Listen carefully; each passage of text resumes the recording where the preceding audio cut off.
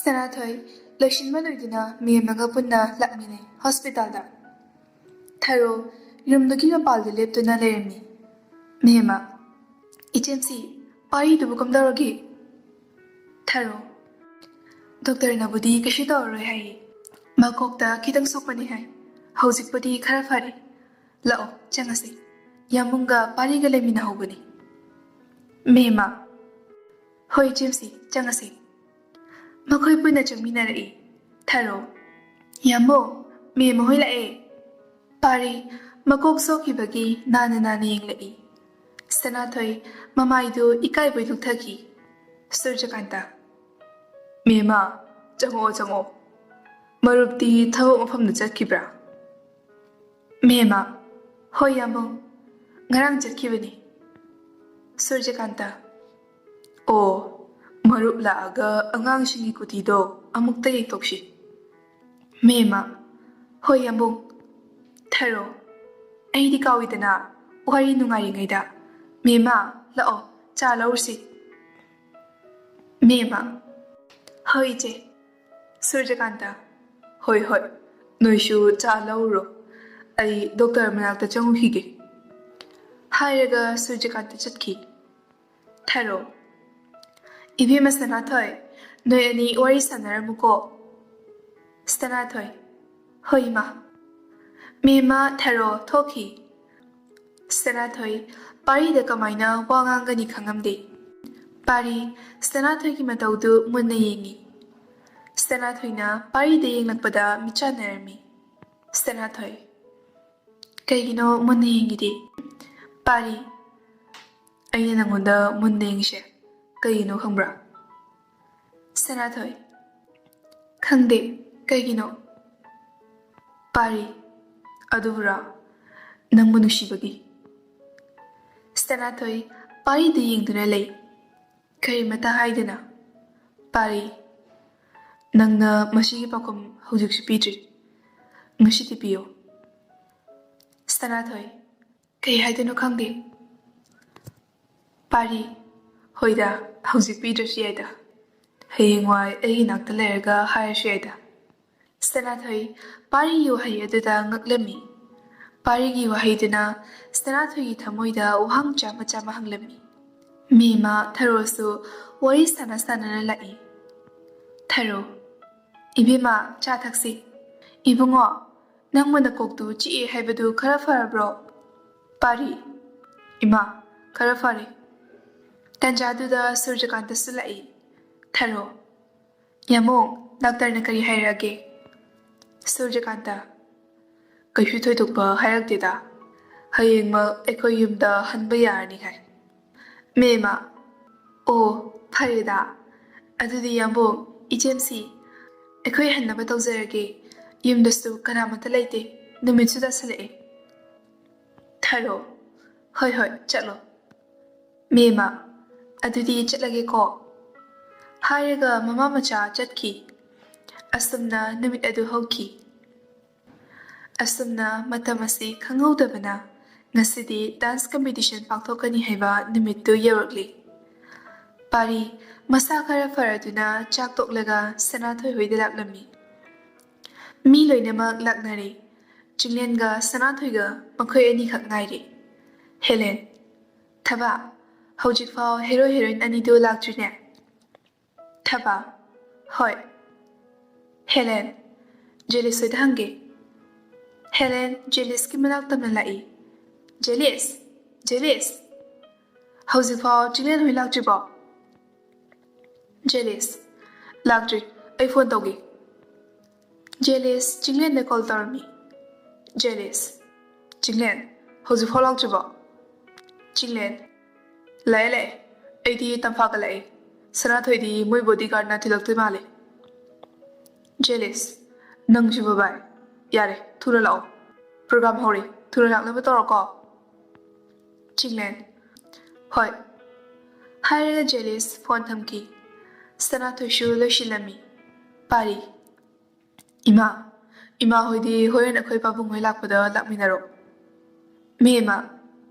Hoi. Ibema, nangmu loidribo pungsi thengene. Sanathoi magi kadagi khumai. Loire ima. Sanathoi thoglai. Pari. Loiraba. Sanathoi. Loire. Mema. Chalo. Thengani. Ima sula adabadi. Pari. Adudi ima. Chalo kige. Pari hoi chatki. Chinglen hoi college se ormi. Jealous. Chinglen hoi lae. Hairaga chinglen ki manakta changlai. Bye. Lao. Changase. Sanathoi hoi dubu kayang wali jano. Hairaga makhoi program manungda changki. Ngayhaki matungda pari Sanathoi lai. Helen, Sanathoi ga pari ga lakpadu urami. Helen. Lae he. Ekoi heroin lae. Chinglen su urami. Chinglen pari ubada yamna sauning lami. Hauzik program matang chatharami. Astumna Helen gi turn yorami. Mathangna Sanathoi hoi gi turn ni. Jealous. Ningthem, Sanathoi, noy nigi room shidane. Sanathoi, nangi shida dressing room oiro. Ningthem gidi aina thokpa tawrage. Sanathoi. Hoi. Hariga chakki. Magi makeup man su laktuna loshilami. Chinglen Sanathoi ki manakta change tawi. Pari na chinglen bu khamlami. Pari. Kaino nupi ki kada maram chadana pangchanga changba yabro. Chinglen. Aina changninga changni. Changninga tokani. Masida nanga thingbagi hak laiti. Ngai khone. Nangna Sanathoi bu shenari shibu. Nang shibu Sanathoi kai oige. Oh, kahawine. Nang se Sanathoi bodyguard ni ko. Haina chinglen na pari karem narami. Pari sagolagduna hari. Mane. Ay Sanathoi ki bodyguard ni. Nang di Sanathoi kai oige. Chinglen. Ibungwa. Sanathoi shi. Aigi darling. Or aigi nupshibi. Haibadi aigi girlfriend. Khangabra. Pari chinglen amu karem narami. Aduga hari. Oh. Nangna atuk yanu wa chana ngangi shidi madugi oire. Sanathoi shi nangi girlfriend ne. Hoi. Nangi girlfriend budi oiramni. Sanathoi aigi nupi ni hai tare. Aiga luhongdogi sem sabado oirba. Luhongdo khakta ngairba. Khangbra. Thaziraga luhongbagi invitation card thilalaki. Jealous. Kaino bai. Noy torishibo. Bai Ningthem. Nang loirba natra. Sanathoi dubu loidrijalo. Chinglen.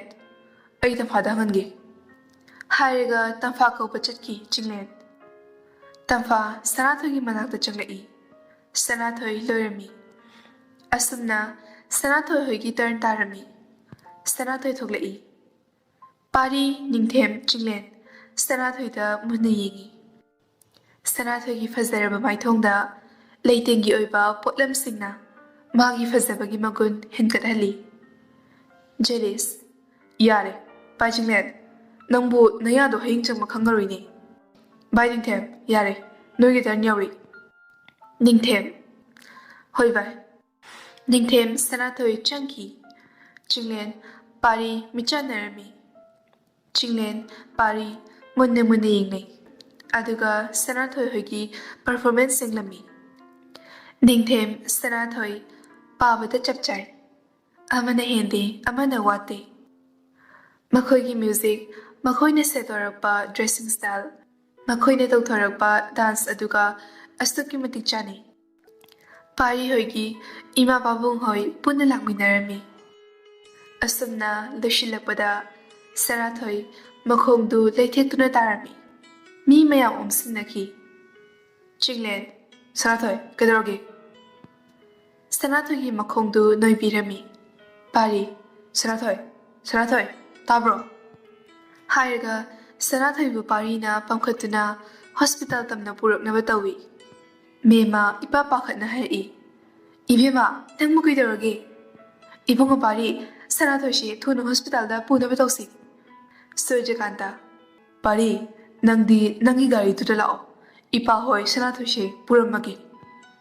Pari Hoi pabung. Tauriba mataudu Chinglen pari da yengduna lerami.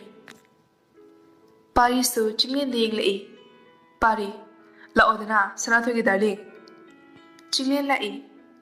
Pari ga Chinglen ga hana chatkirami. College to ki sacha kharadi hospital tamin lai. Thaba. Helen.